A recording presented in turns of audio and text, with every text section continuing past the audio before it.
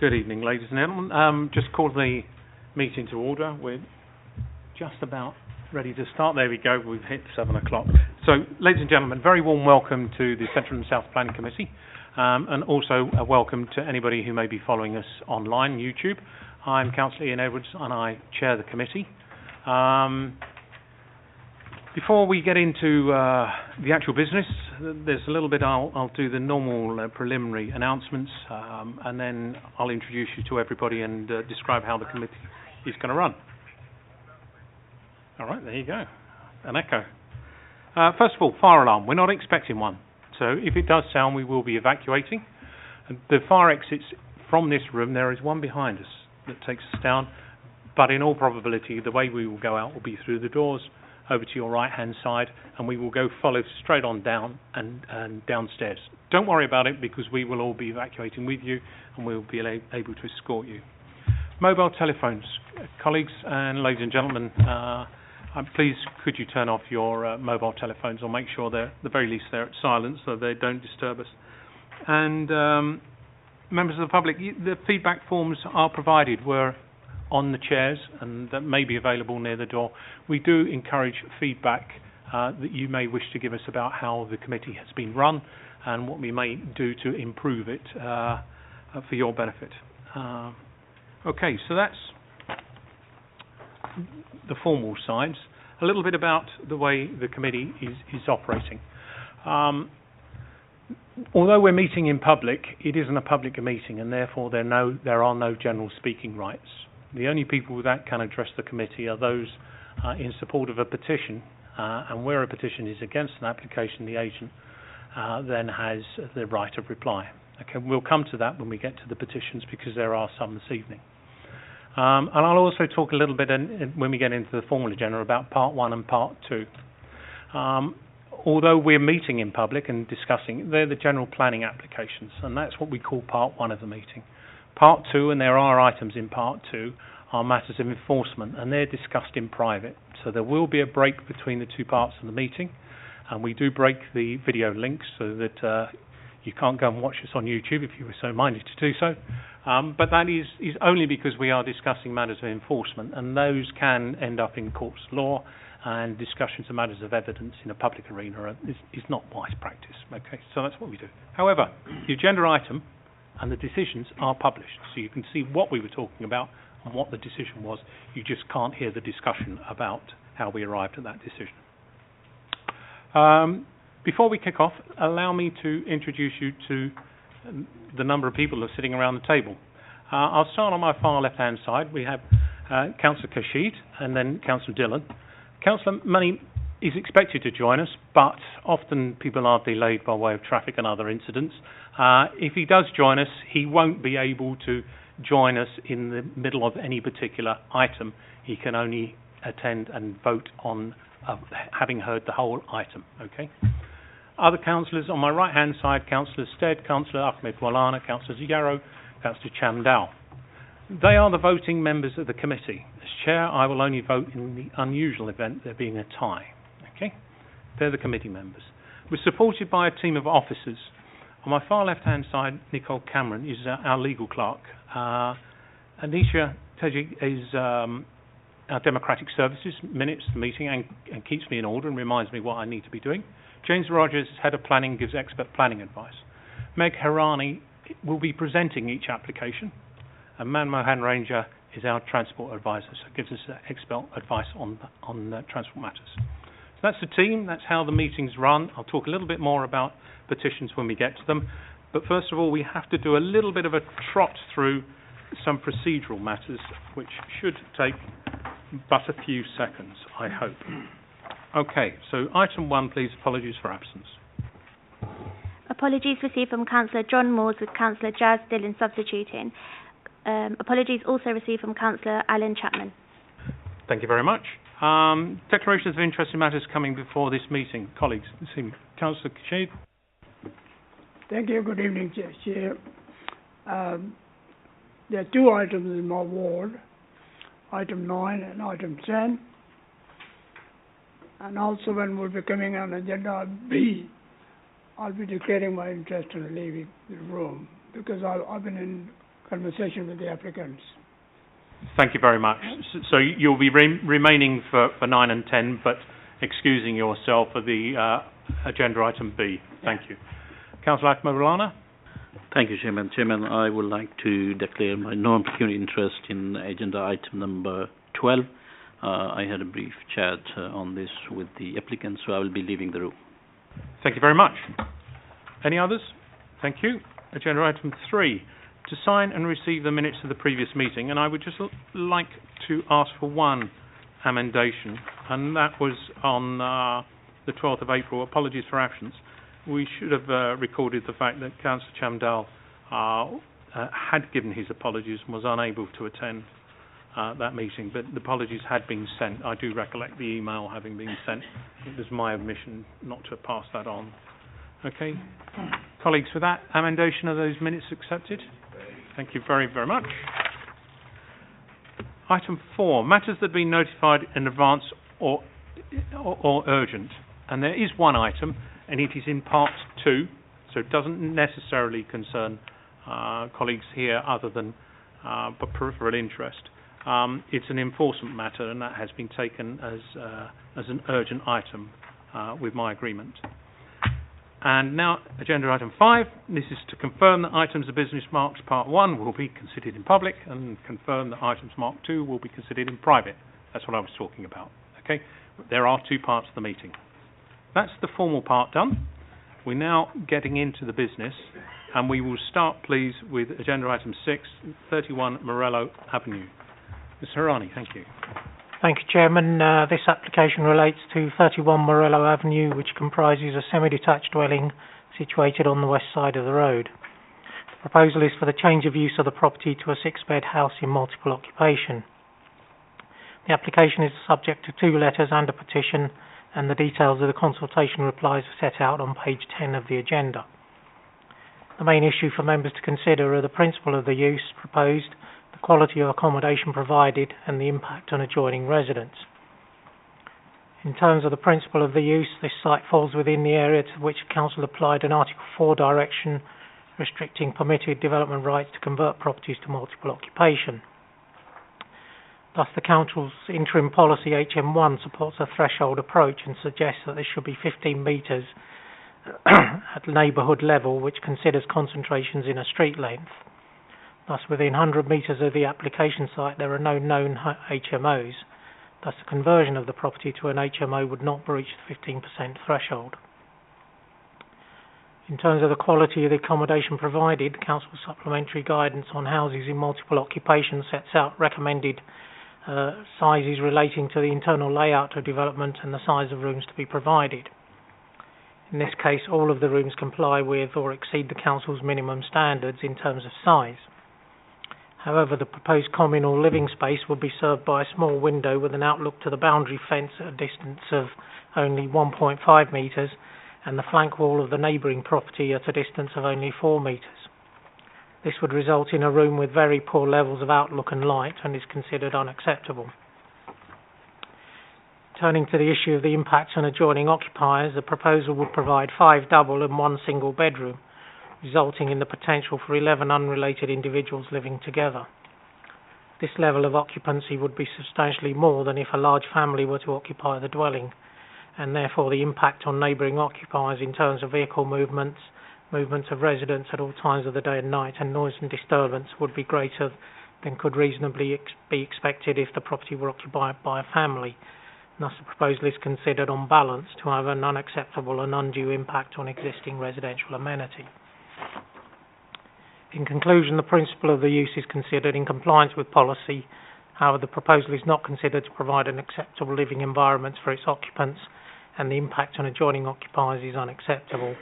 Accordingly, refusal is recommended. If I can just go through the plans. If I can, first mention the addendum sheet. There is a slight amendment to reason 1 for refusal, and it should say kitchen lounge as opposed to kitchen diner in the reason for refusal. I can just go through the plans.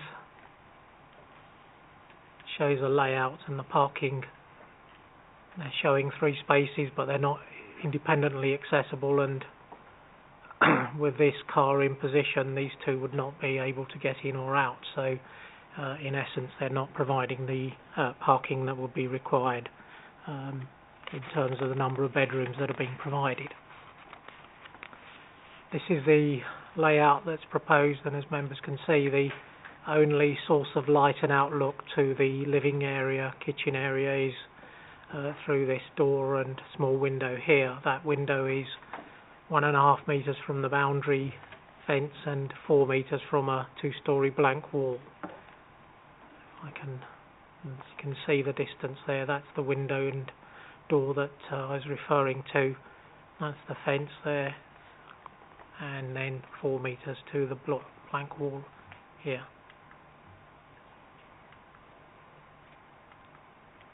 This is just some of the properties and the frontage there. Thank you, Chairman. Thank you very much, Mr. Rani. We do have petition on this matter. And Mr. Sawar, you present? You wish to address the committee? Yes, I would like to. Thank you. Please come forward, sir, and make yourself comfortable at the table there. It's a little bit in the shade. I'm sorry, the lighting isn't brilliant that side. Why? Let me just talk through the petition process for you. You are allowed 5 minutes of speaking time, okay? You will see light display here. You will have 4 minutes speaking with a green light, 1 minute speaking with an amber light, and when the light goes to red, that's at the end of your 5 minutes. I do need to draw you to a close at that point, okay? It's important when you give your comments to the committee that we use the microphone, as that enables not only your other residents in the room to hear, but make sure that it's captured forever on the ether on YouTube, okay? You will see a button in front of the actual microphone itself towards the front. That is a toggle on, toggle off button, okay? So at your own convenience, when you're comfortable, you toggle on the microphone, we will then start the timing and you have the 5 minutes of speaking, okay? Good evening, councillors, ladies and gentlemen. My name is Harun Sarwar. I'm the lead petitioner and one of the Morello Avenue residents. I speak on behalf of almost all of the residents in Morello Avenue. As you can see on the petition, most of them have signed the same petition as I have, and we all have the same feelings about an HMO and our street. Let me start by telling you a little bit about Morello Avenue and its residents. There are two types of people that live in Morello Avenue. It's pensioners and middle-class young professional families. Morello Avenue wakes up about 4 o'clock in the morning. I'm one of those people that leaves at 5, and by 10:30, majority are asleep. So our peace and quiet is very important to everybody to function properly in that community. We have a close community. The turnover is very, very low in Morello Avenue. I'm one of the very, very newcomers, and I've been there 12 years. So we all feel that an HMO would have a great impact on our community. Most of us know each other. Most of us care for each other, etc., etc. We are against this planning permission or the HMO for the reasons that were outlined in the planning officer's report. I would like to further add to that there are a few points that may not be, within the council's policy to mention, but it's a real problem for us if it does go ahead. For a start, the type of people that would be attracted to an HMO, there will be temporary tenants that would not be looking to make a home out of where they're living. So they would have little or no concern for what the rest of us are going through or need, etc. And I would say that that's one of the reasons why we think that this would impact our community quite severely. The other problem that we have are drainage system and water supply. The drainage system is a very old and tired system that is owned by the council, and almost every year it's blocked. It gets blocked, and we phone the council and they come and they unblock the system. This system is at its almost breaking point. A 250% increase in use of the water supply and the drainage system would surely break the system down completely and would deprive us from the essential services that we should have in Morello Avenue. There is also another concern that, as outlined in the planning officer's report, a potential 11 people could occupy the property. But don't forget that this is the official numbers. These people will have friends, they will have girlfriends, they will have classmates, and the number could be far higher, probably more than twice the number 11 that would occupy that property at any time. And the noise, the overcrowding of parking, the overuse of the facility, the facilities that are already in need of great repair, and the council's already aware of that, would be very, very severe. And we also have information that they may or may not be registered, but there are other properties that are in multiple occupancy within 100 metres of Morello Avenue. For example, 33 White Hart Avenue, which is less than 50 metres away, I'm aware that is somewhere that is effectively an HMO. I need to draw you to an end at that point, so yeah, I'm sorry I'm cutting you off. That's fine. These are the reasons that we... Thank you. But to be fair to everybody, I have to be very strict on just the 5 minutes, okay? Okay, fine. So I'm very grateful for your presentation. Colleagues, are there any questions, clarification of Councillor Stead? Thank you, Chairman. There's lots and lots of reference there to HMOs, and you mentioned one there that's in your vicinity but not actually recorded. Do you know of any others that may be there but aren't recorded? I have searched onto the internet, and I have seen that within the 100 metres limit that the council policy sets, it does say there, and there is no way for me to clarify, because I don't have access to that information, that it says there are unregistered HMOs and there are unregistered places where unrelated people live around our road. Any other questions, colleagues? Councillor Chandel?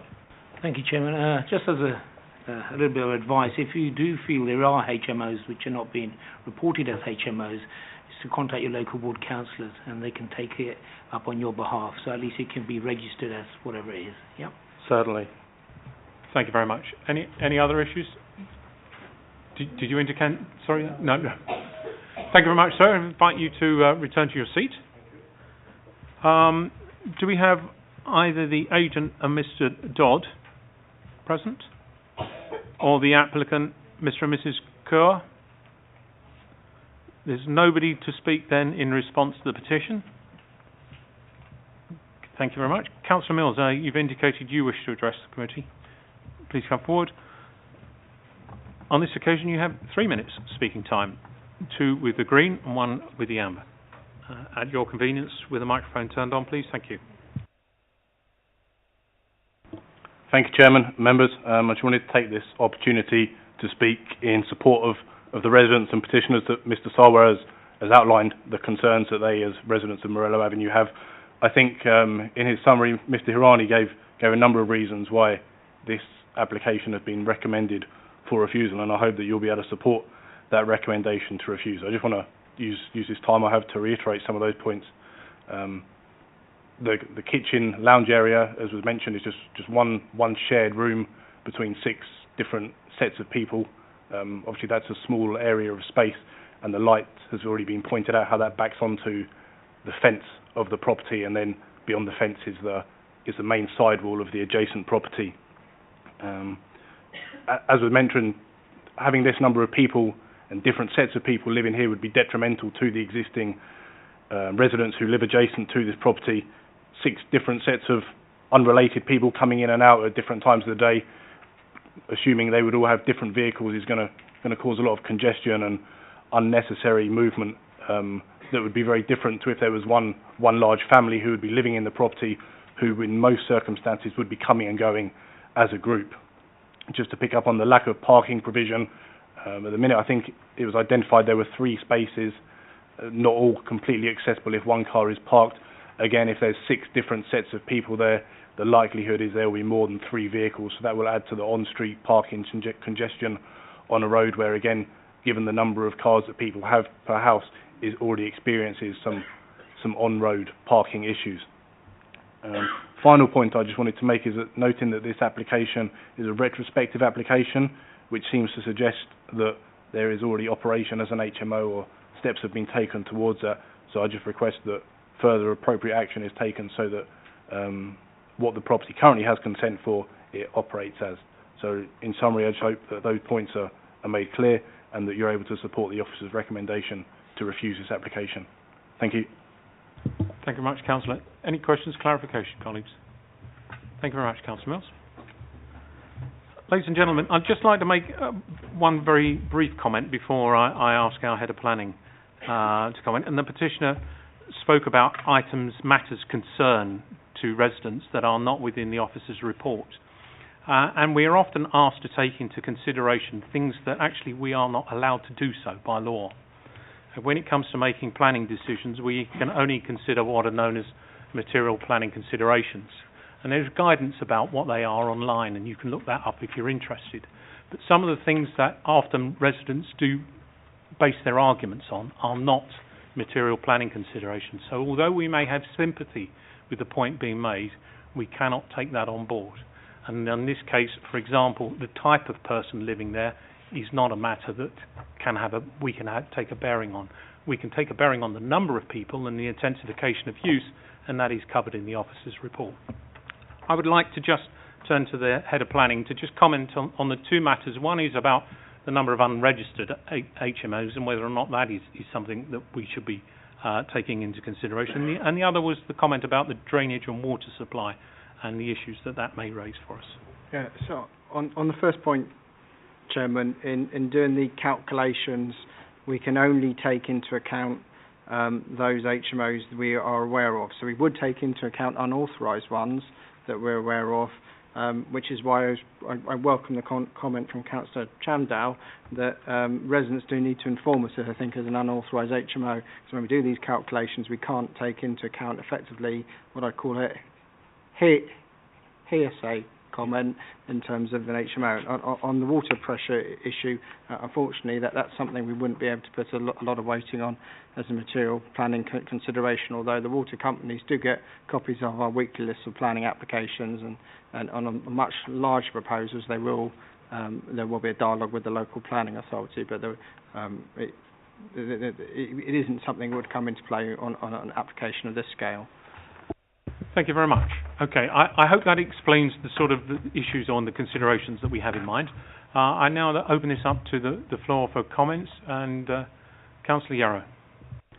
Thank you, Chairman. Well, I think the fact that there was nobody there to speak for this change to a house of multiple occupation speaks absolute volumes. I know there are problems in that particular ward with the numbers of HMOs that are registered and are there. It was a real problem, and I think that the time has come to say we don't need to discuss it any further, and we should accept the officer's recommendation to refuse. So I'll put that on the table here and now. Thank you very much. Councillor Ahmed-Boulana, you indicated. Thank you, Chairman. As Councillor Yarrow said, I think officers have done the wonderful job by putting very robust conditions and the reasons for refusal. I think there is no need for further debate on this. So I would second the motion. Okay, before we go to a vote, are there any considerations to be brought out? Councillor Chamdal, you're indicating? Sorry, Chairman, I sort of really agree with my fellow councillors. I mean, what with Councillor Mills and Mr. Sarwan made the point quite correctly.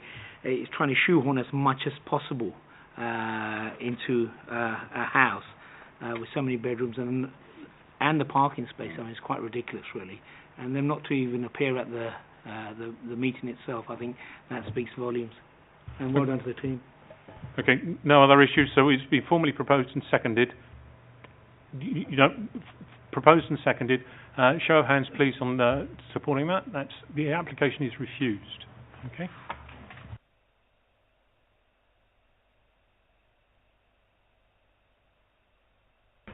Okay.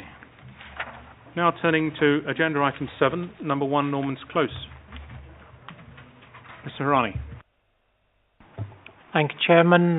This application relates to 1 Norman Close, which is situated on the north side of Norman's Close at its junction with Peel Way and comprises a detached bungalow. The surrounding area comprises in the main of semi-detached properties with some detached properties interspersed amongst them. The proposal involves the demolition of the existing bungalow and the erection of 2 two-storey detached dwellings with frontage parking. The application is the subject of 6 letters and a petition, and the details of the consultation replies are set out on pages 25 and 26 of the agenda. The main issues to be considered... Could conversations be held outside? To be fair to everybody, so they make sure they can hear, please. Thank you.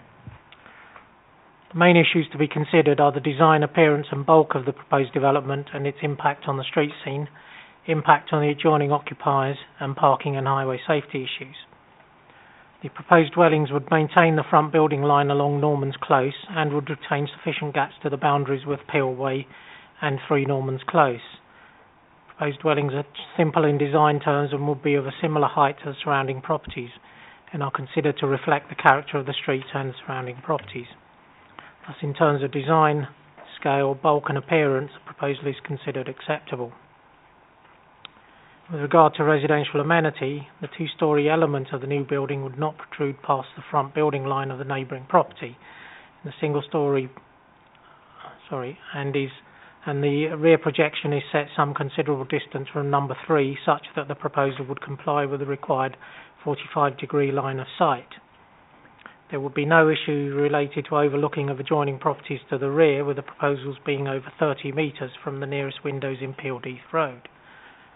Objections have been raised by the occupiers of number 1 Peel Way in relation to overlooking and loss of privacy. However, this property will be some 21 metres from the front of the proposed dwellings, which is considered to comply with the council standards as set out in its adopted supplementary planning document on residential layouts. Therefore, the proposed development is not considered to result in a significant increase in overdominance, visual intrusion, overshadowing, or overlooking, and is not likely to result in a material loss of residential amenity to neighbouring properties such that a refusal on this basis could be justified. In terms of highways and parking, the provision of 2 parking spaces per unit on the frontage of the site is considered acceptable by the council's highway engineer, who has also not objected to the size of the vehicle crossover proposed. In conclusion, the proposal is designed to ensure it is in character with the existing properties and the area, to ensure that it does not have an adverse impact on adjoining occupiers and complies with parking and highway safety requirements. On this basis, the application is recommended for approval. In terms of the addendum sheet, condition 6 should be deleted. It is an old condition and it's superseded by condition 12. I am requesting change to, or an additional condition. There is the siting of an outbuilding shown on the layout plan, which we don't have details of. It is, in terms of its size, footprint acceptable, but we don't have details of its height and appearance, and therefore I would request a condition which requires details of that to be submitted.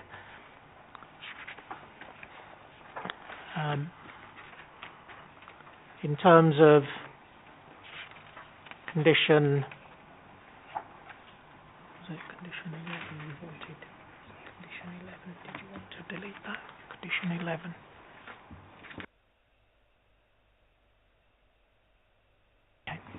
Okay.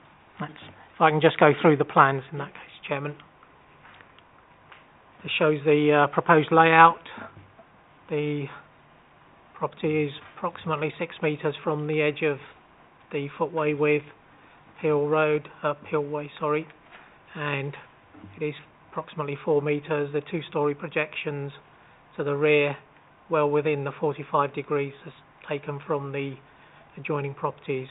The property number Pillway, 1 Pillway, is sited just here, and the distance between that property and this property and the back of Pillway property is 21 metres, so that complies with the council's normal requirements. These are the floor plans and the elevations, the front elevations, and the rear with a 2-storey rear projection.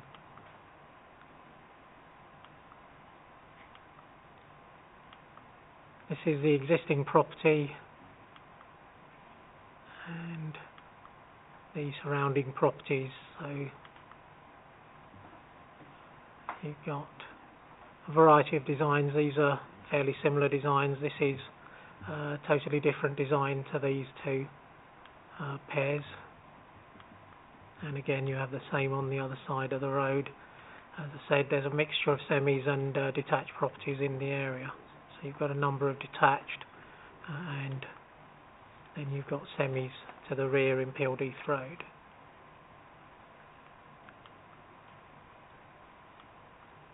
And these are just some of the the rear access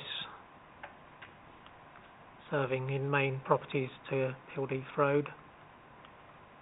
Then the back of the properties and looking towards the properties in Pillheath Road. Thank you, Chairman. Thank you much, Mr. Harani. Mr. Colin Seward, thank you. If you'd like to come forward, sir.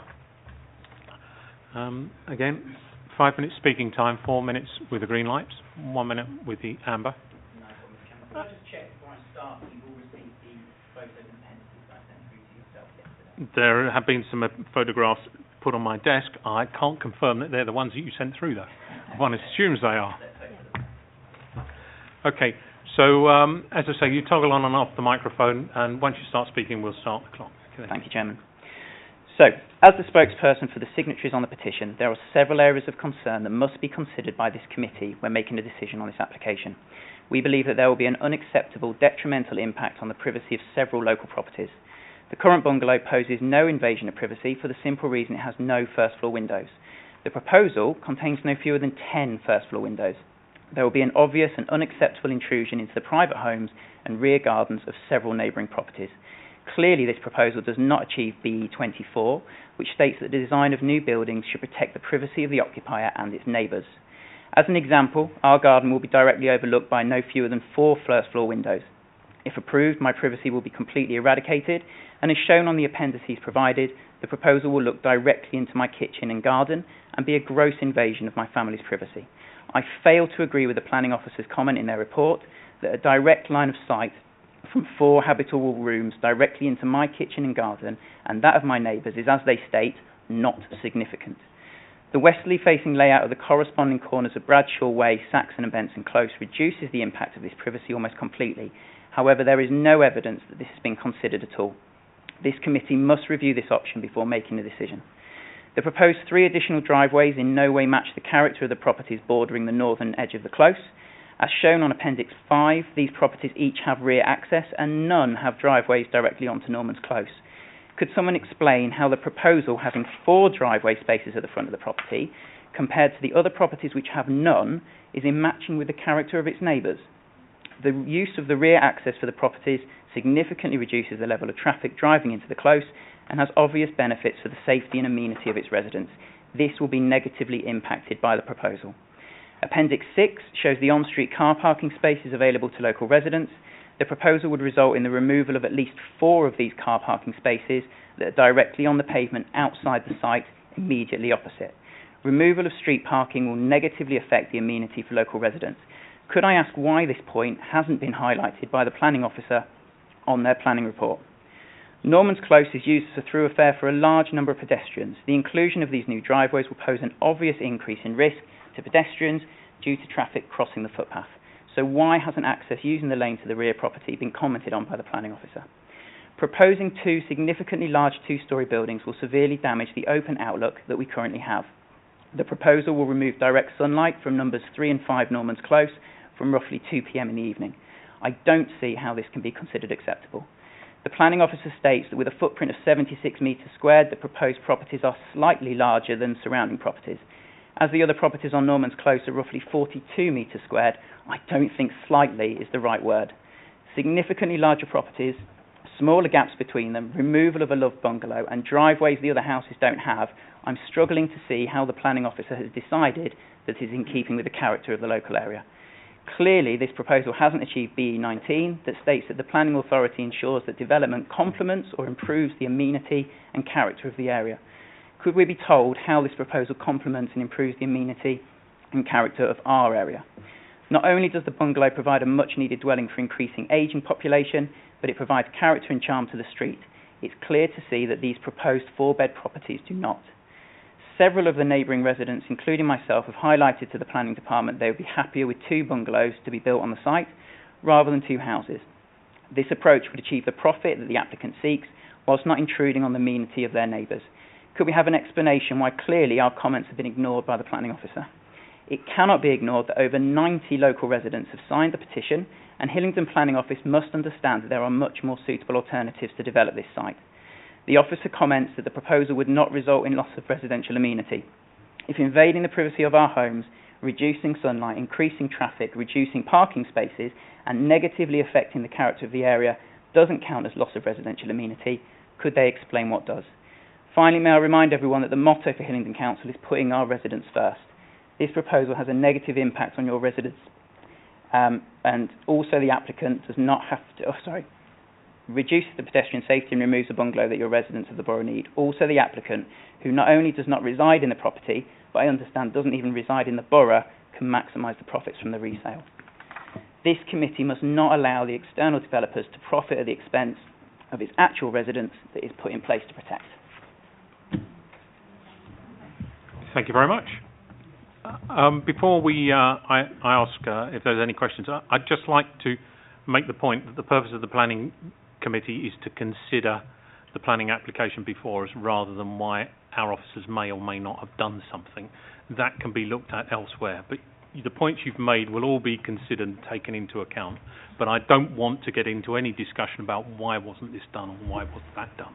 Okay, we have the report before us, and that is what we will make the decision based on together with the evidence that you're providing through the petition. Could I comment on that, Mr. Chairman? No, it's not appropriate to discuss what happened beforehand in getting this matter to us here. That is for elsewhere. What we are considering is the application before us and the detail before us, together with the submission that you have made. So your comments are noted, but I'm not going to get into a forensic inquiry as to why this did or didn't happen. Okay, that's not going to happen. Colleagues, any questions at all of clarification of the petitioner? Thank you. Councillor Yarrow. Thank you, Chairman. Could you just explain again, because I certainly wasn't aware of the driveway situation.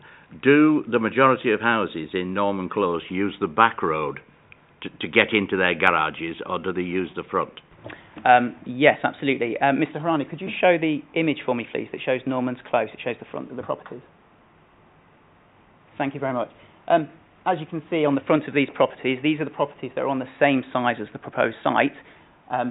There are no driveways there whatsoever. In fact, we have the majority of the residents who live on the north-hand side of that close, and they will attain that their garages are at the rear of the property and that they use the rear access in order to access those garages. There is no driveway space at all on the front. Thank you. Sorry, Councillor Chamdell. Thank you, Chairman. Thank you, Mr.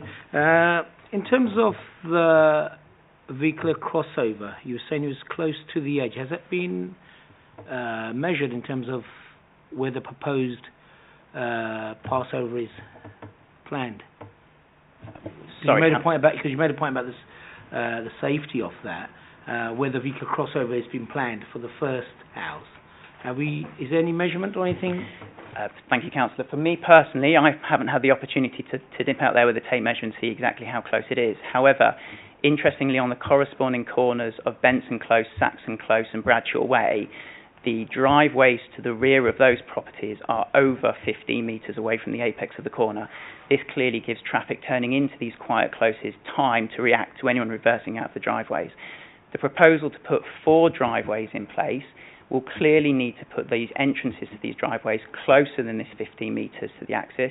I believe that this will increase the risk of traffic accidents because the drivers turning into the close have less time to react to cars that are reversing out of the proposed 4 driveways. Could I just ask for clarification regarding the drives? One of the advantages or possibly disadvantages of modern technology is the ability with Google Earth to very quickly put yourself in the street, and it may not be accurate, and this is why I'm asking the question. But I pulled up Google Earth, and you're saying there's no drives in that street. The bungalow presently has a drive onto the road. Is that correct? Yes, sorry, Chairman. My point was that there are no driveways on the northern edge of the close because they all use the rear access. My point is the fact that the proposal doesn't make use of this rear access, and I suggest that should be I just wanted to clarify, though, to make sure that we are clear about the character of the street and whether or not there are or are not drives. But there is certainly a drive on the north, which is the bungalow, and there are a number of drives on the south. Is that correct? Yes, that's the southern edge of Norman's Close doesn't have a rear access, so Thank therefore you. driveways have just wanted to be emphatically clear about the character of the street. We only have a photograph here regarding that northern part. We can just begin to see the drive of the bungalow, but there's drives directly opposite and drives further down the road. So there are drives as a character within that street. It's just the point I'm trying to be clear on. And you've answered that question, so thank you. Any other questions at all, colleagues? No, thank you very much. Thank you, sir. I invite you to return to your seat. The applicant and Mr. Flower or the agent, Mr. McDougall, are present? Thank you very much, sir. If you'd like to come forward, please. You have 5 minutes speaking time, 4 minutes with the green light, 1 with the amber, and I will draw you to a close on the red, and you need to toggle on the microphone before you start. Thank you very much, sir. Thank you for your time this evening.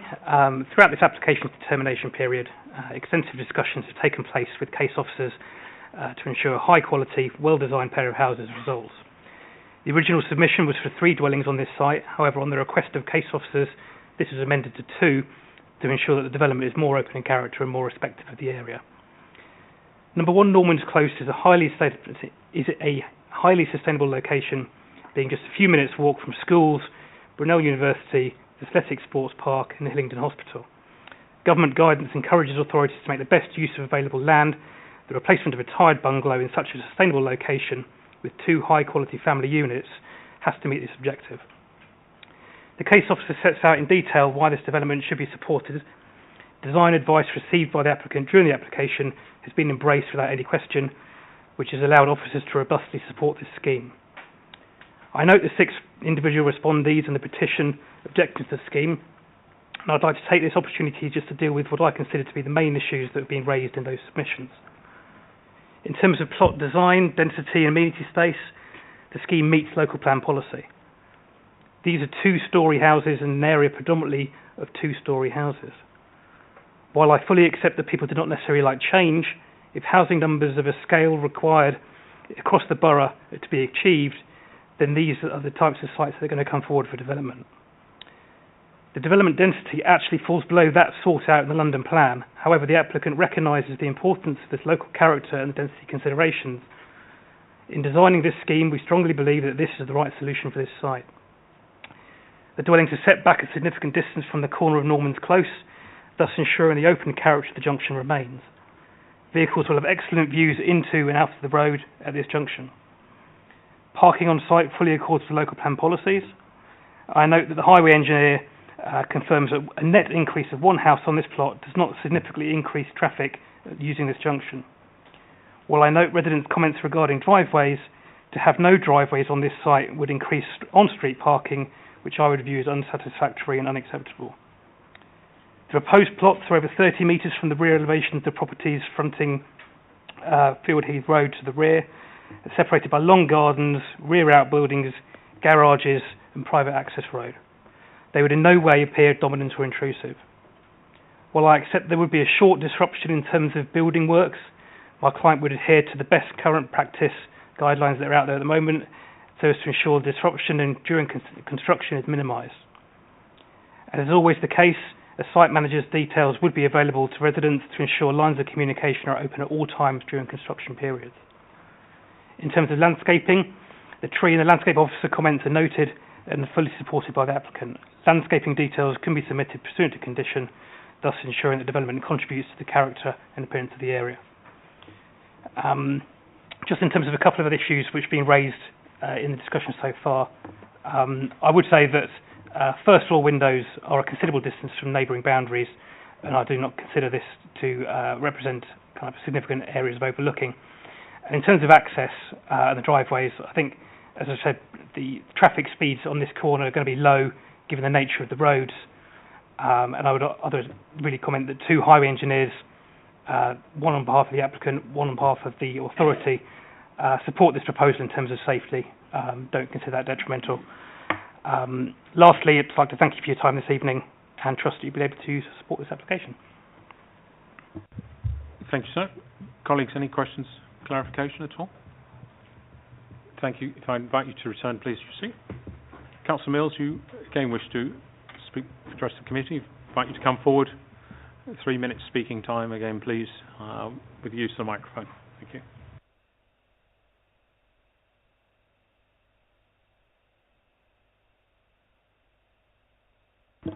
Thank you, Chairman. Members, speaking in support of the residents in their objection to this, they were first in contact with me when an application came forward for this property, which, as was mentioned, was for 3 houses.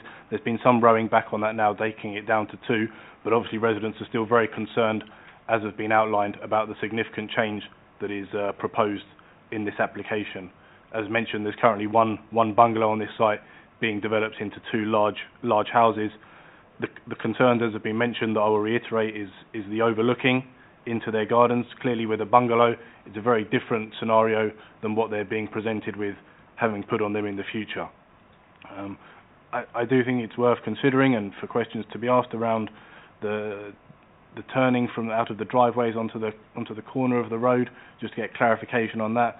And from the plans, it does seem to suggest that there would be a reduction in the on-street parking with the removal of 1 space from outside the current property at number 1.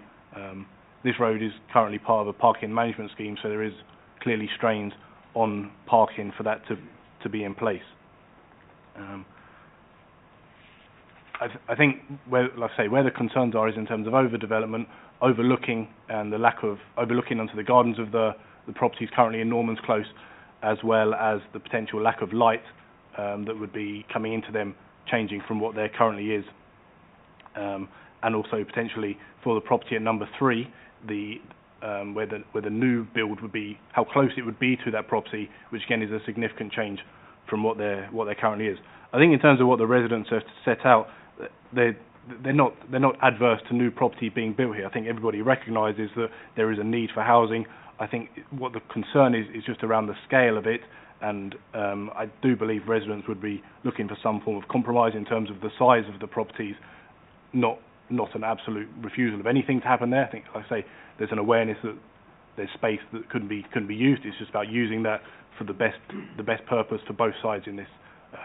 So in terms of the application before us, I support the residents in their refusal of that, or their objections to that, and hope you can refuse this in the hope that it can be taken forward another time in a proposal that is more satisfactory to everybody's liking. Thank you. Thank you very much, Councillor. Any questions or clarification? Sir, yes, Councillor Cushy. Thank you. Chairman, can I ask the officers through you, the distance between the first floor windows and number 3, Can they explain to us what's the total actual distance? We'll come to that. Is any questions at all of Councillor Mills? No, thank you very much, Councillor Mills. Okay, could you answer the question then regarding the distance? I picked up a number of issues that we need to explore. Privacy, particularly the overlooking of the gardens and the windows, the neighbouring comments. That was made most strongly by the petitioner. I'd like to clarify the number of parking spaces that are going to be lost, because is it one or is it more, and what consideration needs to be given to that. The present open outlook, I know that view is not something that is a material planning consideration. We can't protect somebody's view as a material planning condition, but we can protect amenity through sunlight and outlook, and it's some comment around those as well. And also I picked up the differential in size. We're talking about the character of the street, and we're talking about footprints of, it's been said, 42 square metres as against 76 square metres, and that will also need to be commented on, please, by you on as the discussion evolves. But in the first instance, we could take Councillor Khashid's matter, which comes into the privacy, the windows, and the impact of that, and our policies, please. If I can just clarify, is this 3 Normans Close that you're referring to, Councillor? There are no windows that are directly overlooking 3 Normans Close, so there are no windows on the side elevation of the property looking at 3 Normans Close.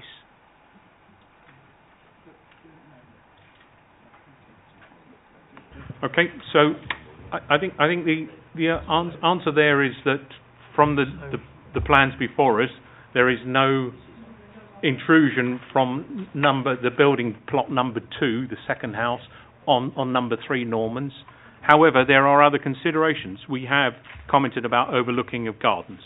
Yeah, in terms of the impact on 1 Peel Way, I think I covered that in my presentation. The distance between 1 Peel Way and the windows in the front of the new properties is 21 metres. The distance between the rear windows and the properties in Peeled Heath Road is over 30 metres.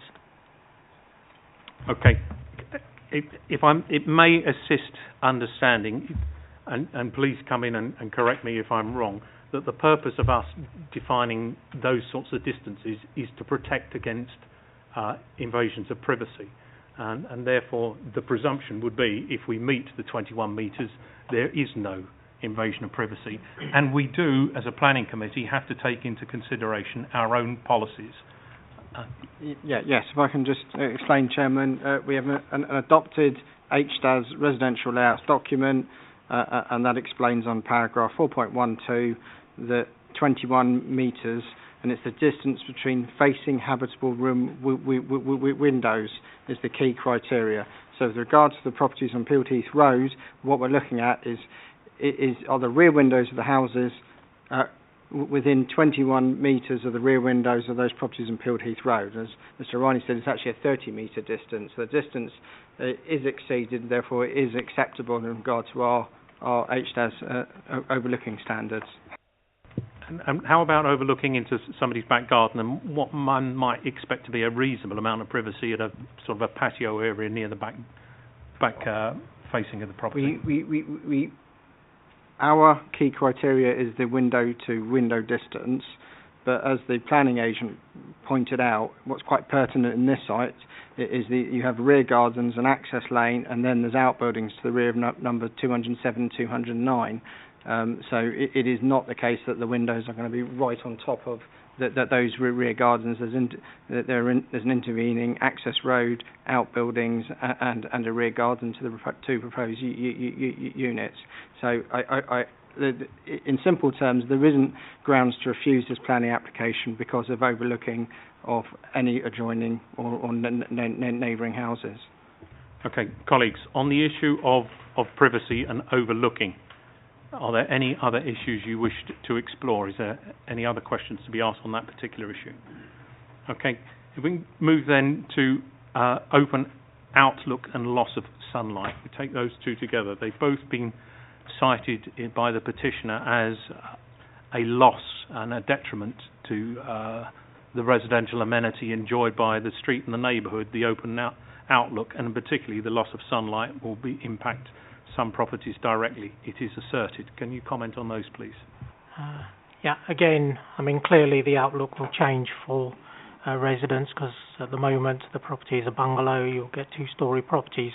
But again, the distances that are set out within the supplementary planning document are distances which take into account issues such as overlooking, issues such as outlook, and issues such as loss of sunlight and loss of daylight. So the standards, including the 21-metre distances between properties, are set out not only in terms of overlooking but also in terms of sunlight issues, in terms of loss of outlook issues as well. So in meeting these standards, the officers have concluded that it would not have an impact in terms of outlook or loss of sunlight. Okay, on those points, any further questions at all? Parking, the impact on the street parking and the loss of car parking spaces, thereby resulting in a loss of amenity to residents.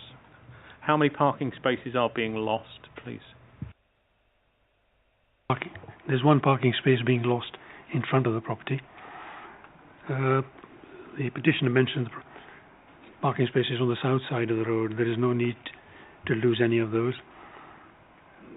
The next parking space, which you can see in that picture, to the east of the existing crossover, the edge of that parking space would now come in line with the new crossover, so it may have to be reduced in length, but in a very short length, not substantial. See, the other thing is the council's parking division, who are responsible for introducing controlled parking zones and are aware of the on-street parking demand, have raised no objections to the loss of the parking space. Okay, I think that is an important point for us to note.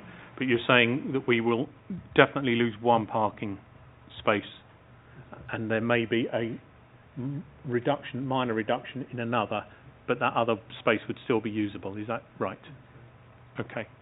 Questions on that, Councillor Yarrow? Yes. Can I just ask the officer if he would look at this and say, is that an untruth, that particular picture? Because that shows 3 parking spaces going. Now this is supplied by the petitioner. I just need it clear in my mind what is actually going to go. Is it 1.5 because there's half of one? It's 1 and a bit. Okay. Thank you very much. I think that clarifies it. We're talking about one and a slight reduction in another, but not the loss of the other. Another point, sorry, Councillor Dillon. Just to point out that 1.5 on such a congested road, I know this road, I've tried to park on it before and around the area. There is a huge pressure at the weekend on this road and the adjacent roads, and the loss of 1.5 to the residents, let alone people trying to visit around the area, will be quite significant, in my opinion. Accepted, thank you. Point made. Councillor Chamdal. Thank you, Chairman. Just like to ask Mr. Ranger, regards this drop-down curb and its relation to the corner of that bend. I know the agent made a comment that speeds would negate this, but as far as I'm aware, if you get hit by a car, you get hurt, regardless of what speed you're doing. So I don't know how that comes about. Do we have any policy in terms of what the distance should be? Because to me that looks rather close, because should somebody be pulling out at night and somebody come around the other way, I think that's just a recipe for definitely an accident happening. There are no set standards as long as there is no crossover on the bend and the crossover is on the straight. In other words, from the tangent point, we raise no objections to the crossovers. Fine.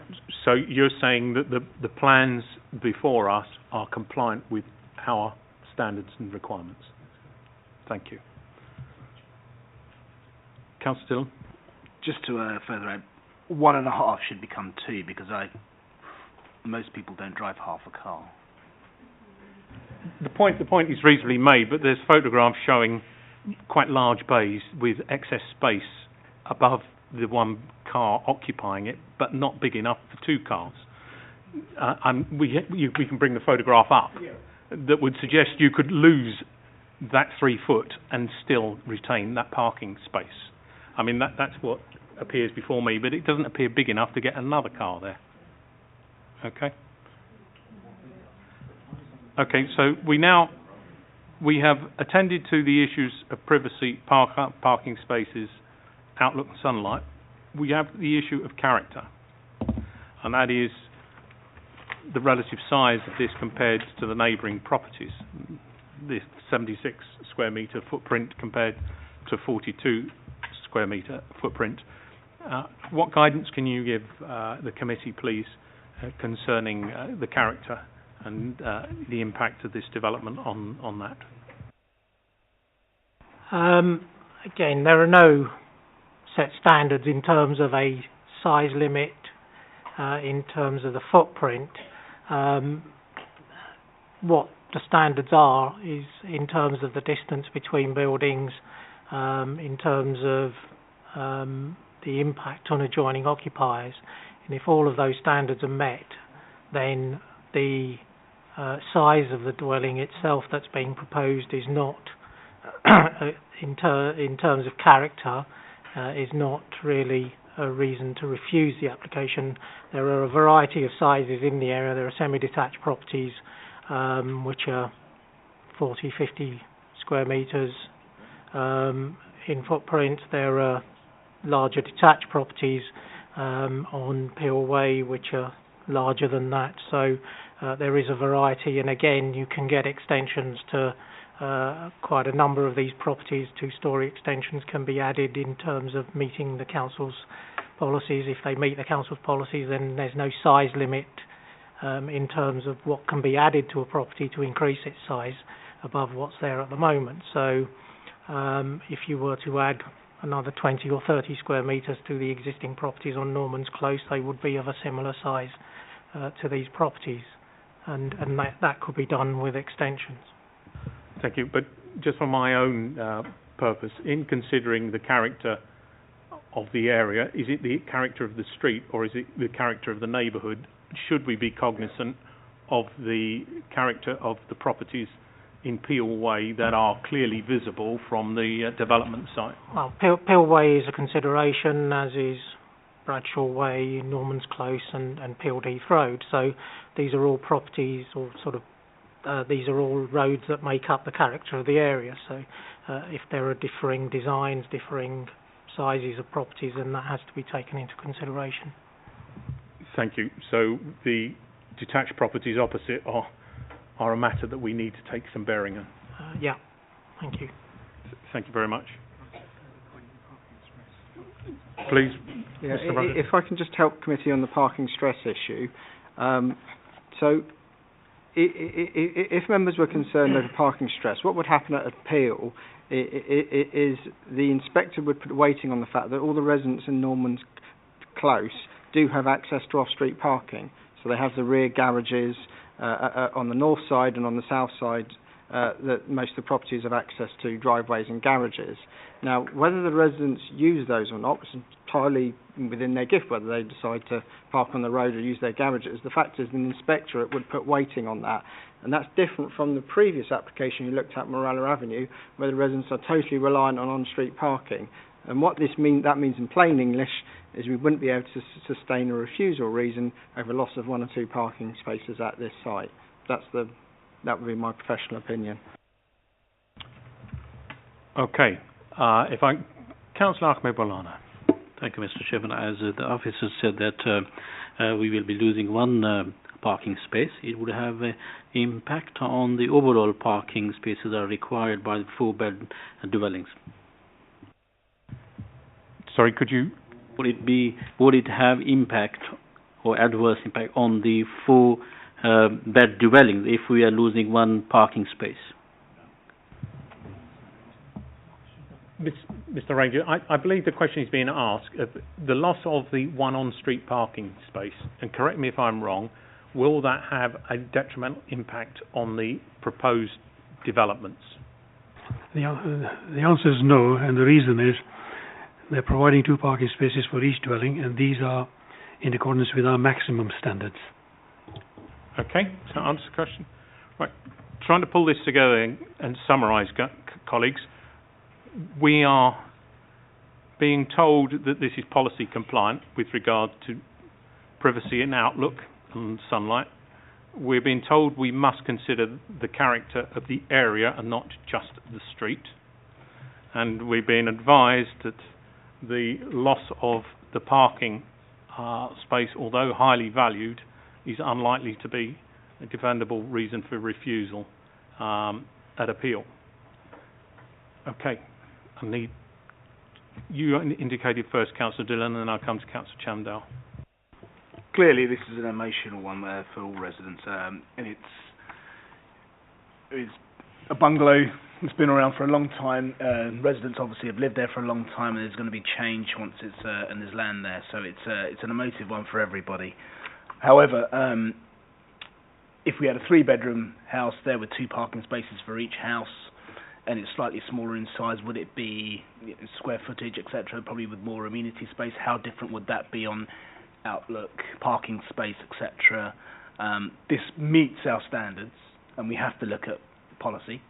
1 parking space is lost, and I know it's a congested road, but okay, Mr. Rogers says that can be argued by an inspector in our not in our favour, should we decide to refuse it. I think on balance, it's a decent development proposal, and I think an appeal would probably lose it, so I would recommend that we move with the officer's recommendation, reluctantly. Proposing it. Councillor Chamdale. Thank you, Chairman. It was regards to street scene again. We look at that word street scene quite a lot when we do determine applications. Here we have an application where we have 95 signatories, 27 points made by residents, not all that we can consider as a planning committee. But in terms of street scene in Norman's Close, it's like some clarification, because here we have in 2 detached houses in amongst semi-detached houses.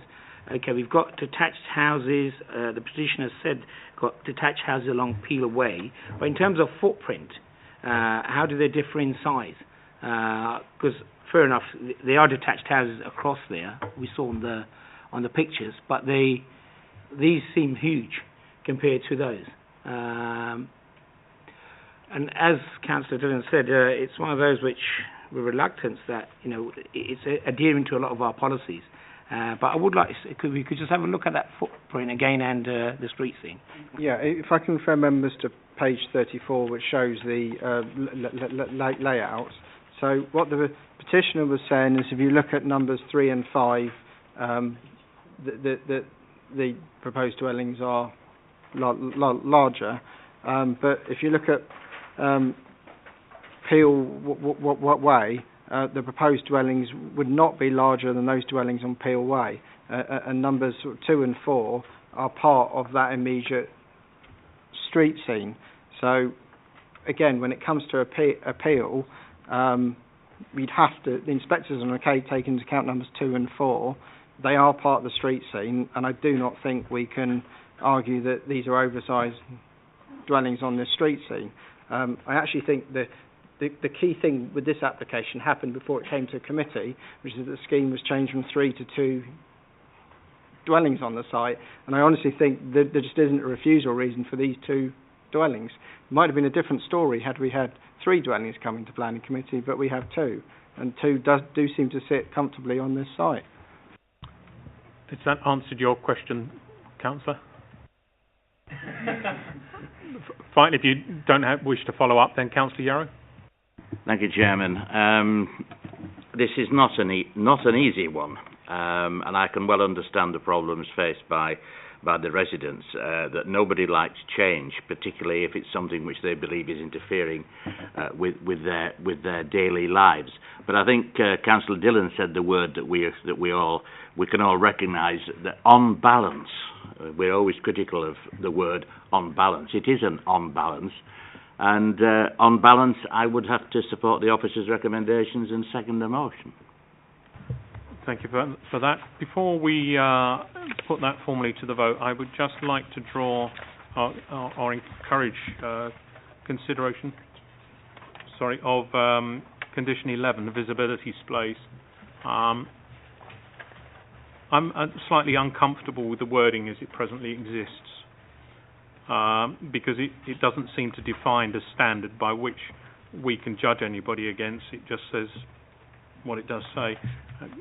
Has consideration been given to tightening that wording or in some other way addressing this issue?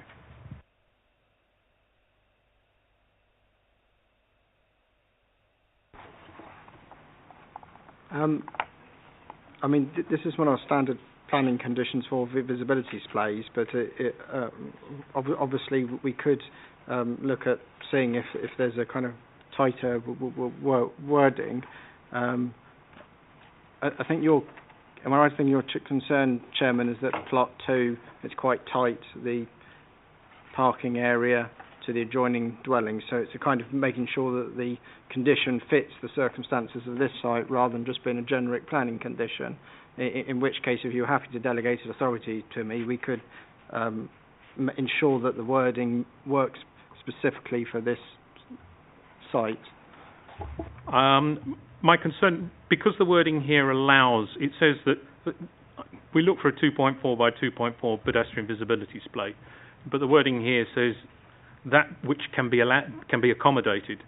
Well, if nothing can be accommodated, is that acceptable? What is our minimum standard for pedestrian safety in this location, on this design, on that bend? And then making sure that that is delivered, not as best as you can deliver it. Get it? Please deliver it, or it can't go forward, would be my view. As Chairman, the plans actually have got a note on saying that the front boundary wall is going to be 600 mil high. So I don't see the purpose of introducing a condition because the front boundary all the way to the bend is going to be 600 millimeter high anyway. Fine. So we could clarify this by saying the access for the proposed car parking shall be provided with 2.4 by 2.4 visibility displays, and delete with those parts which can be accommodated. And that just takes away discretion to make it smaller. This is what we're saying it needs to be. Sorry, I should have got the highway engineer to comment first. Okay, you comfortable with that? That's doable here in these terms. Fine. Okay. Councillor Dillon. Just one small one.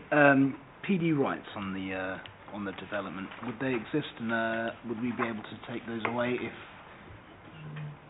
There is a condition which does remove PD rights, number 9, at the bottom of page 19. Can I ask, Ma'am O'Hanlon, if you could turn your microphone off, please? Thank you. And also, it was commented in the presentation, one of the conditions to be put in delegated authority. This was about the. Let's make sure I'm not confusing these. If I can clarify, there is an outbuilding or a small shed shown on the layout plan. We don't have any details in terms of its appearance and height and so on. So it's a condition asking for those details. Yeah. So we're clear on what we're approving in the plans, because permitted development rights of putting any other sheds in are removed. Okay, that is the position. So we're being very clear on what it is we are allowing. So it has been proposed and seconded. Can I have, please, bearing in mind those additional conditions and emendations, show of hands, please, on that one. That is unanimous. Thank you very much. That was planning permission was granted, and I know that will meet with some concern in the room. Okay, turning to item 8, number 12, Grove Way. Thank you, Chairman. 12 Grove Way is a two-storey detached property situated in the southwest corner of the road, not the northwest corner as stated in the report. This application is for a two-storey side extension, single-storey rear extension and conversion of roof space to habitable use involving the insertion of a number of roof lights. The application is the subject of 3 letters and a petition, and the details of the consultation replies are set out on page 36 of the agenda. The main issues to consider are the size, scale and design of the extensions and the impact on the adjoining occupiers. The proposed footprint of the two-storey side and single-storey rear extensions would comply with the residential extensions SPD. Proposed roof design of the two-storey side would alter the original roof design by creating a small crown roof over the whole property. This would not be entirely consistent with the SPD. However, the front elevation would retain much of its original appearance, and given that its location, it's considered that the proposed extensions would not detract so significantly from the character and appearance of the main house as to merit refusing planning permission. The height of the rear extension would exceed that stated within the residential extensions SPD. However, this extension has limited visibility from public viewpoints or adjoining properties, given the existence of a extension on the adjoining property, and the size and design of the rear extension would be acceptable in this instance and would not detract from the character or appearance of the main house. With regard to the impact on adjoining occupiers, the proposed two-storey element would not project beyond the existing depth of number 12 and would thus have no impact on the adjoining occupier. The single-storey rear extension would project some 0.8 metres beyond the depth of the single-storey extension at number 10, and this depth is not considered to result in an unacceptable loss of light or outlook to the occupants of this property. Given the above, it's considered that the proposal is of a scale, size and design which is acceptable, and the application is therefore recommended for approval. There is an amendment to the conditions set out in the addendum sheet. Condition 5 has been amended to reflect the requirement for 25% amenity or 25% landscaping on the frontage. And if I can just draw members' attention to page 38, paragraph, 4th paragraph down,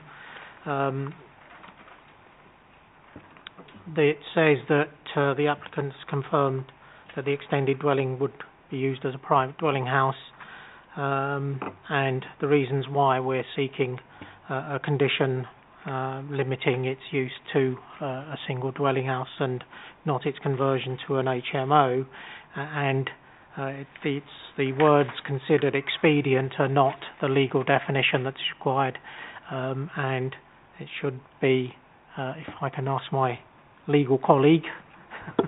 It's exceptional circumstances, so the legal test isn't expedient. It's actually that it has to be in exceptional circumstances that you remove PD rights, which is what you're doing today if you approve. And the exceptional circumstances in this particular case are the parking situation in the area and the number of parking spaces that would be required if it was converted to an HMO. Chairman, if I can just go through the plans. That's the existing property and its appearance. These are all existing elevations, and that's the proposed property. So the extension, you can just see the slightly lighter grey is the extension, the darker elements are the existing property and the rear extension. The adjoining property has a rear extension to that depth. So that's the extension. The two-storey element does not go beyond the depth of the original property, so it has no impact on the adjoining occupier this side. There are no properties on the other side to impact on. That's the appearance.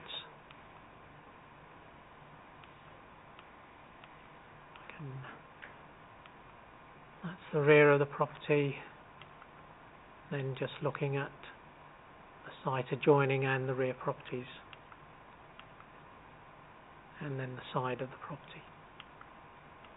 Thank you, Chairman. Thank you, Mr. Harani. Petitioner, Dr. Deneen, present. You wish to speak? Please, if you'd like to come forward, sir, make yourself comfortable. 5 minutes speaking time, 4 minutes with the green light, 1 with the amber, and at red, I must draw you to a close. And would you please use the microphone? The toggle on and off switch is at the front of it. Okay, thank you, Chair, councillors, ladies and gentlemen. I just three things I wanted to mention. One was some context to the background. Secondly was our concerns over the HMO, and thirdly was on size and bulk. So I'm here representing the petition from the residents in Grove Way. There are 12 properties in Grove Way, and the residents in the adjacent Grove Road. And I think there were probably about 20 properties there. So, you know, it's me this evening, but representing everybody that's there. So some background to it, as you've seen the existing property, there was a substantial plan proposed initially, which was scaled back prior to our meeting, I think about 6, 8, 9 months ago here, and it was approved. The concerns that remained at that point, and I think they were certainly echoed, if I recall, by Councillor Yarrow, that it was, without any doubt to anybody here, the intention was to produce a house of multiple occupation, irrespective of what was said. There was some concern, there were people that abstained, there were people that voted against. It was carried, and there was some legal advice at that point.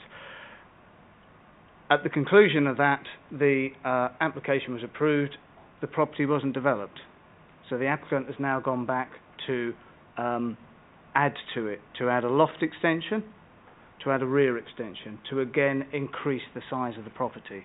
So what we end up with now is a proposal to produce a 6-bedroom property, which is substantial, which is fine as a family home.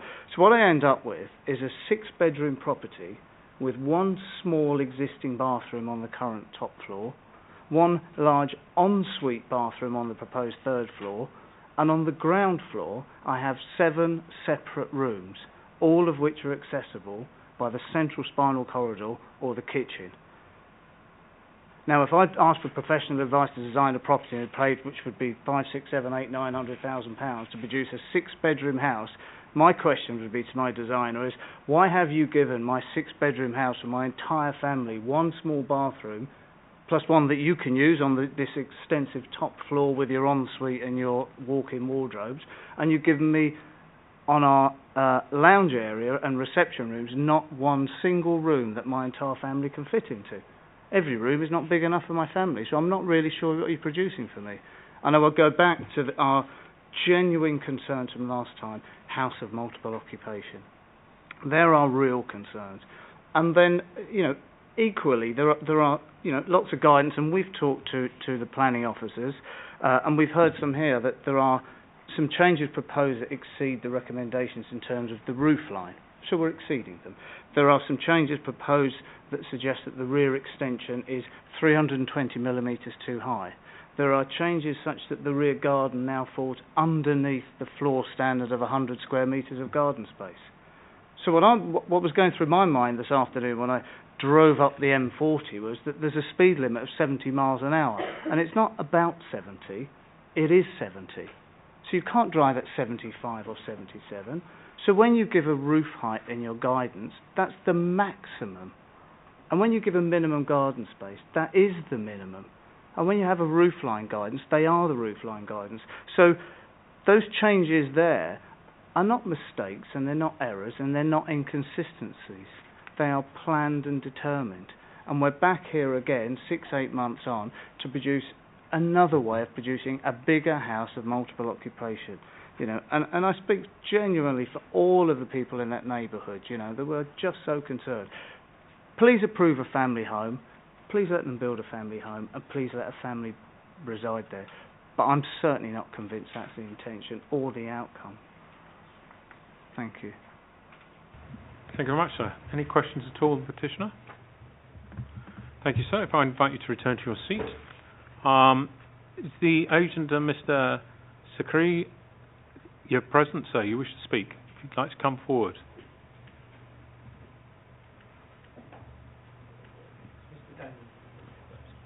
Sorry, Mr. Daniel. That's fine. It's not a problem at all. Okay, no. I've been down as the applicant now rather than the agent. No, it doesn't matter. That's fine.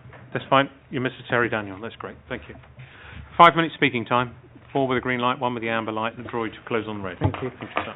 I think, well, my name's Terry Daniel, and before I read my short speech, I think we'll just talk about the HMO. It is for a family home, and we've welcomed a condition to make it a family home and not HMO. So from all that said, that's all we're looking for. So now down to my speech. My name is Terry Daniel from Daniel Family Homes. I've been working with Hillingdon Council now for 21 years, producing new build schemes of various sizes and working closely with your case officers to create the right design for each location and every site I've been involved in. Following some amended plans with this scheme at 12 Grove Way, with advice from officers, I feel we've achieved a good balanced scheme once again. My client in this case applied previously to extend the property, which you will be remembered was granted. However, the client reapproached me to ask to better the design, making improvements to the side, rear, and also the roof space, taking in consideration the existing architectural harmony of the street scene. The brief was to amend the 2-storey side extension and create a single-storey rear extension, to use the roof as a habitable space and create a weather-protected porch. In short, the front elevation remains fundamentally the same, albeit some minor detail with the front porch and door. The rear elevation has a single-storey addition, but much the same as before. With regards to the loft extension, no front-facing windows are proposed. Only high-positioned Velux windows facing the rear only. And to the southwest wall, which is to the left as you look at the road, the side 2-storey wall has been reshaped to give a better relationship with the boundary. We have made sure we retain the same architectural style for the proposed work to complement the existing property and the existing street scene, and we use similar matching materials in all exteriors. Concerns by neighbours have been raised for potential problems related to the highway safety, given the width of Grove Way. However, our professional builders, will ensure that all deliveries are controlled in a timely way to ensure that all safety reports and measures will be in place as usual. Again, on the HMO, I've done a little note here after I've listened to that, is that many times it's been talked about the HMO. It's gone round and round 9 months ago, and there's nothing to say. You've taken away the HMO potential. It wasn't there in the first place. We didn't want it, so we welcomed the condition against it. Our plans prove the development complements the character of the area. The existing level of neighbour privacy has been retained, and I hope the committee can support as per the recommendation. Thank you, sir. Colleagues, are there any questions? Councillor Chamdell. Thank you, Chairman. Just a question saying which the petitioner also raised. It's good to hear that you're saying it's not going to be a HMO, and we'll take your word for that. But at the same time, you said you were asked to make this additional development on this property. But could you just explain why the rear extension exceeds the maximum height by 320 millimetres? Well, the architect and the case officer went through it in detail, and the case officer said that it was perfectly acceptable. If it needed to be amended to be back down 320 millimetres, I'm sure it wouldn't be an issue as per an amendment with the delegated powers. I'm sure that doesn't make or break it from anyone's point of view. If it's over the guidance and it's not wanted, I will certainly get that amended. Yeah, the point you understand the point I'm trying to make is that on one hand you're saying it's not going to be a HMO, so we're taking your word for it. Yeah. And yet we know the rules and regulations, we know the maximum heights, but yeah, okay, we're going to do it by an extra 320 mil, even though we know it's over and above. That's the point I was making. The answer is that the architect, not me, has got involved with the case officer and decided that they wanted it at, well, the architect wanted that height and it was deemed acceptable. But back onto the HMO, it's being locked down by a condition not to be a HMO. So there's not a lot I can say on that one anymore, I think, on the HMO side. Thank you. Councillor Yarrow? Thank you, Chairman. It's in my ward, so I am concerned. Certainly I'm concerned about the fact that it may have been going to be an HMO, and I too will take your word for it that it isn't. Do you have any information as to who is going to be living there? Is the owner, is the person who's organising this going to be living there, or is it going to be put on the market as a house? I really don't think that we can go down that line. What we have is an application. If you can answer it, it's worth asking. Well, circumstances could change such that tomorrow they sell it. So it makes all of that discussion redundant. What we're looking at here is the planning application before us, rather than discussing the length of tenancy and who's going to own it. I think that I have to cut across and not. You've explained the intention greatly, thank you. So I need to stop that line of questioning, please. I have one question I can ask. With all your experience of working within the local authority, how did we end up with a design that doesn't satisfy our standards with amenity space? Sorry. The amenity space, I believe, is 4 square metres under. And also it's a guidance, isn't it? So I think it's, as per a guidance, I think it says in your officer's report that the officer report says that it's so close that it can't be used as a refusal. Again, if you wanted us to shave that back so it gets, on the ground floor, a lot of this has been done by, I've been advising all the way through, but some of the final design has been done by the architect who's not here. But if we needed to shave it back, but it's 4 square metres is literally, is a guidance though, isn't it, the 100 metres? I hear where you're coming from. The guidance though relates to a 4-bedroom house. Here you're building a 6-bedroom house. One might reasonably expect amenity to be above rather than below. But somebody's made a conscious decision to submit an application with a below standard. And I just wondered the rationale, reason, what the driver was for that. That was all. Yeah, I don't think there has been. I think we just wanted to make sure we sort of hit the target or thereabouts, and there wasn't. I think the garden space, we wanted to make sure we were in guidance and there wasn't any sort of design aspect. We weren't sort of driving for that. Just wanted to make sure we hit the target. Okay, thank you very much. Yes, Mr. Roger.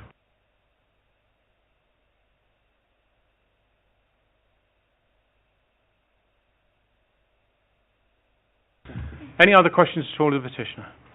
Thank you, sir. I invite you to return to your seat. I've got a councillor's comment to read and then we'll go into general discussion. Councillor Graham, who is the ward councillor at Uxbridge North, is not able to be with us this evening, but he's emailed me and asked that I read the following into the record. He says, I regard this latest application to further enlarge number 12 Groveworth Way as being overdevelopment in what is in effect a small tight close and which will inevitably lead to an exacerbation of an extant on-street parking problem.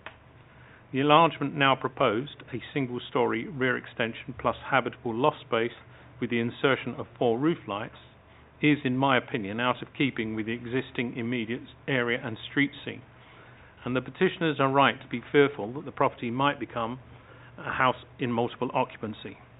Whilst this latter aspect is referred to on page 38 of the report, emphasis must be placed on the fact that any condition to restrict this property to prevent it becoming an HMO must be rigorously enforced.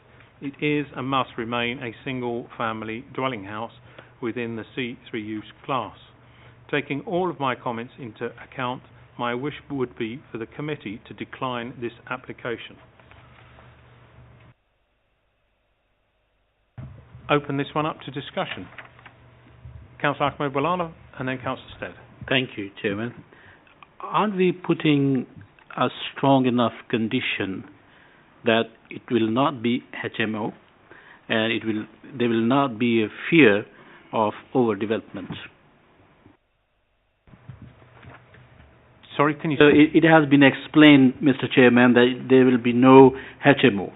So are we still having a fear of it will be, or it can be, it may be HMO? Are we putting a strong enough condition on this? Let me ask the legal. Is this condition strong enough? Yes, the condition is strong enough. If they were to operate as a HMO, we would have the relevant enforcement powers to take that forward. So you can be rest assured if this does turn into a HMO, we have the ability to stop it. Thank you. Councillor Stead? Yeah, thank you, Chairman. Mine's really a point of clarity. On page 99 of the drawings, there seems to be indicating some sort of encroachment there on the bottom or centre middle bit on your left as you're looking at it. Officers, comment please, whether or not there is encroachment from the development on the, I don't know, it will be the southern side of the property at the boundary. The boundary is shown, and that is the tip of the roof, so that's the overhang of the roof, so there's no encroachment of the adjoining property, which actually belongs to the council. Okay. We've been assured there is no encroachment onto the neighbouring land. Does that include overhanging then, Chairman? Because if you look at page 100, that actually shows the footprint, and the overhang is over that sort of L shape. So the overhang of the roof is included within the whole extent of the development that's shown. Okay. Thank you very much. Councillor Dillon? We have three measures that are outside of our guidance, and we've heard from the petitioner they are happy to amend those to meet guidance.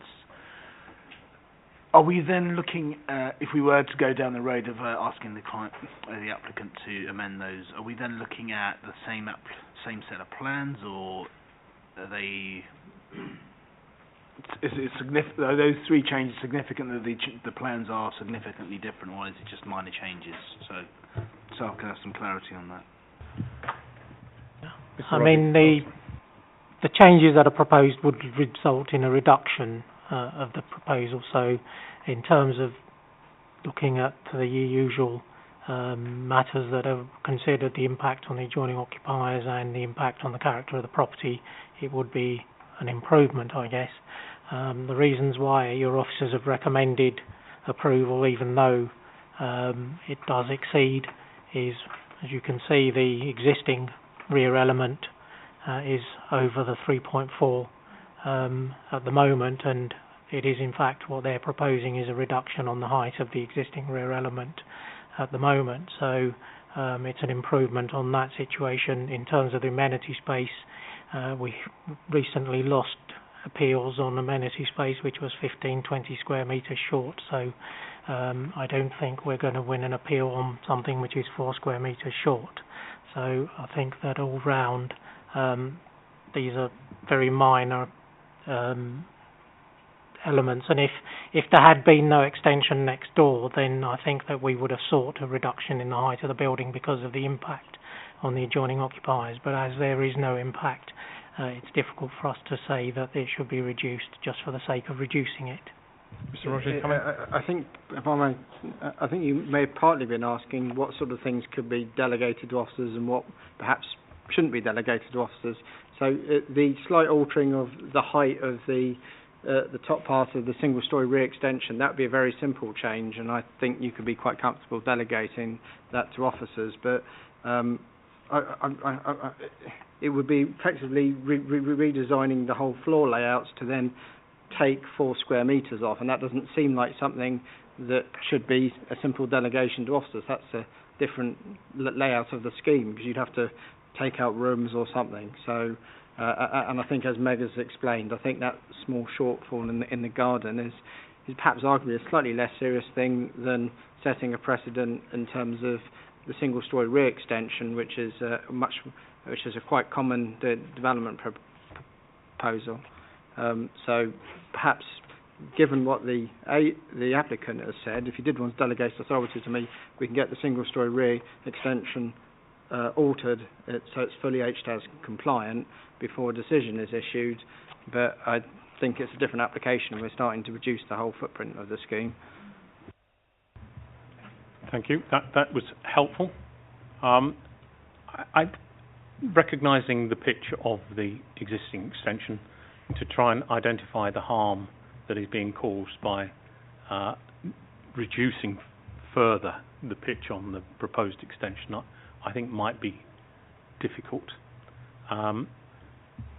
So I believe we should be considering the plans as they are before us and making a decision based on the plans before us. So, Councillor Dillon?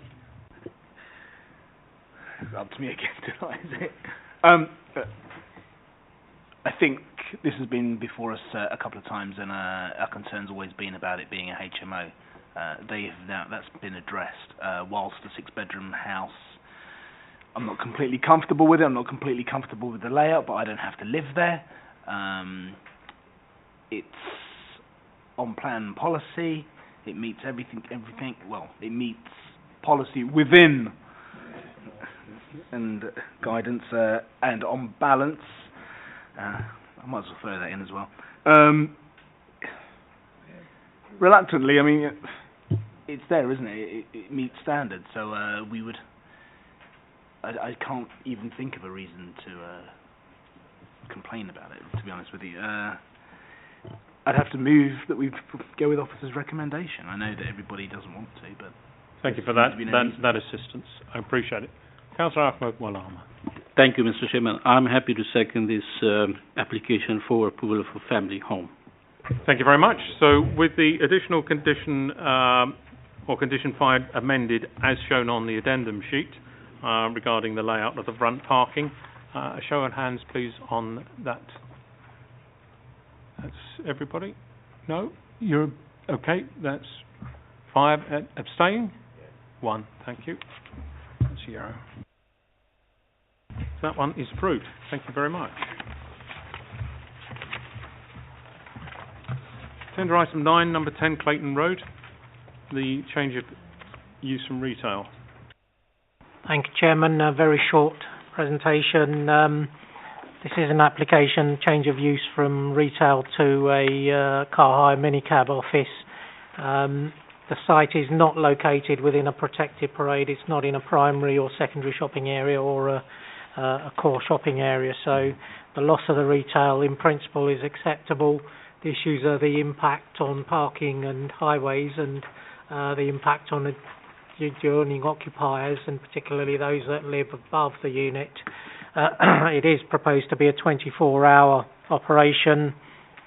The applicant has requested that and he's also said that the operation will be controlled from this unit, but there would be no drivers or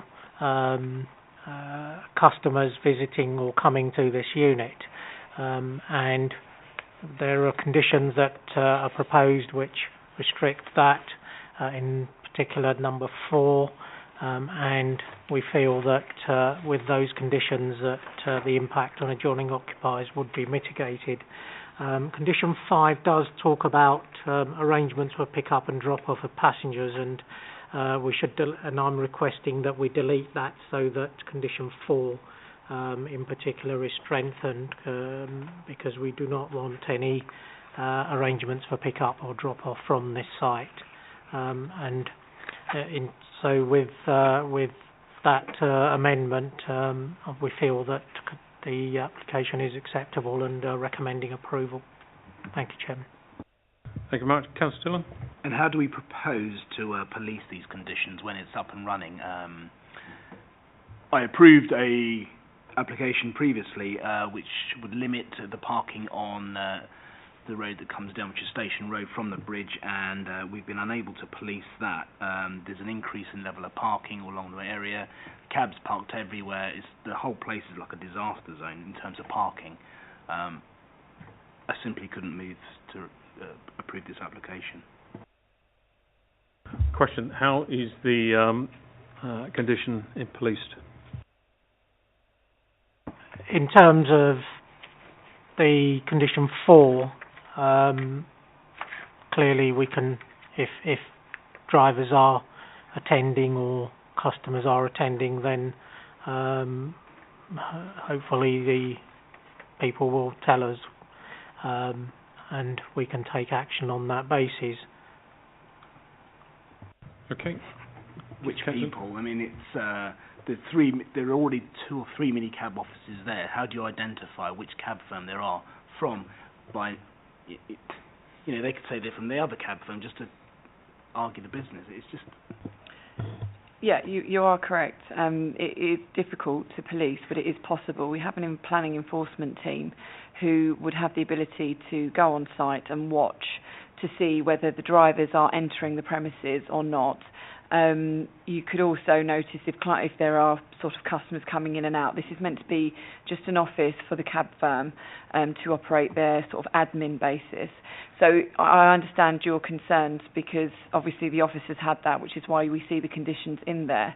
But I do think it would be possible to enforce this condition.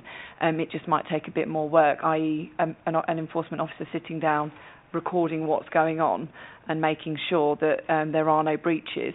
If there is a breach of this condition, the council has powers to enforce breach of condition. Notice can be served on the occupiers or whoever's running the business. So there's ways that we can deal with it if there are breaches of that condition. You wish to come back? I do, sorry, thank you. I understand that, but when you have cars parked, possibly they won't park there near the office. They may park at a better pickup place, which would be the station. Yeah. And you have other cab firms parking there, and you have other drivers parking there. Everybody parks along Station Road, or just around that corner where the new development is. It's impossible, pretty much, to identify which is a cab, which is a normal resident just picking up his wife or a son, etc. I just can't see how you can police it. There's a huge pressure there already, further increased by the fact that it's going to be a through road now. Clayton Road is now also a cut through. It's just, and very, very busy, double parked cars on each side. I think the point has been made that you are concerned about the impact that this will have on parking, and that's something that needs to be considered by the committee when it moves forward. But the issue about the enforceability of the conditions, I think, has been addressed as best we can. So I'd like to move on to any other matters. You may then. Sorry, I'll just very quickly. The problem that you foresee is something that really isn't to do with the planning application. It's to do with an issue outside the train station, which probably is a huge issue.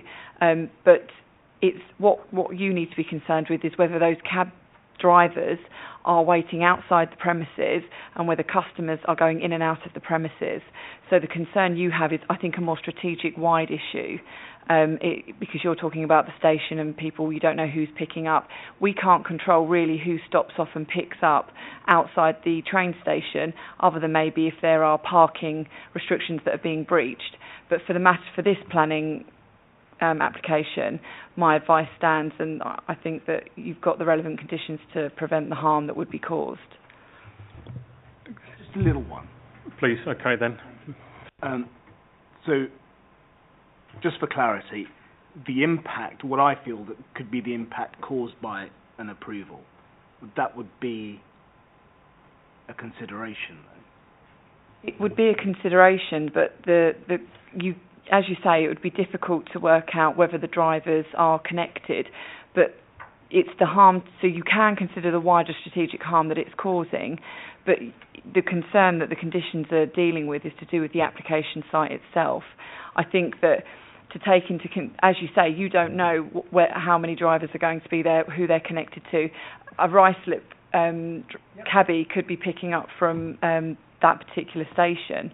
So I think your concern is probably more to do with the parking issues and the pick-up and drop-off at the station, but I think we have limited control on that, and I don't think this planning application you'd be able to control that necessarily. It would be unreasonable to start trying to enforce policies or conditions in relation to issues that are going on further down the road.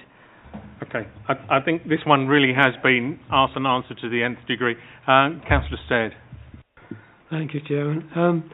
I know the area fairly well as well, and there are certain times of the day when it is almost gridlocked down there. But because we're given or presented with an agenda item that covers all the things that we've been talking about just now. I've got no problem with supporting this officer's recommendations and approve it. Are you moving that motion then? Yes, Chair. Thank you very much. Councillor Ahmed-Bolana. Chairman, I'm happy to second. Thank you very much. Before we put it to a vote, could I just ask for consideration to be given to condition 4, the non-standard? The reason is just talks about the interest of highway and pedestrian safety. But I also do think we should be reflecting upon residential amenity of people living above. The last thing you want are people hanging around inside and outside, and that's why we are saying no cars, no drivers, no punters. I think you're absolutely right, Chairman. We could strengthen that reason if you're happy to give me delegated authority to add additional planning policies. I would be happy to do so if the committee agreed. Okay, so it's motion has been proposed and seconded that we approve, subject to the delegated authority to strengthen condition 4. Show of hands, please, on that one. Thank you. That's 5. And abstentions or against? 1 against. Thank you very much.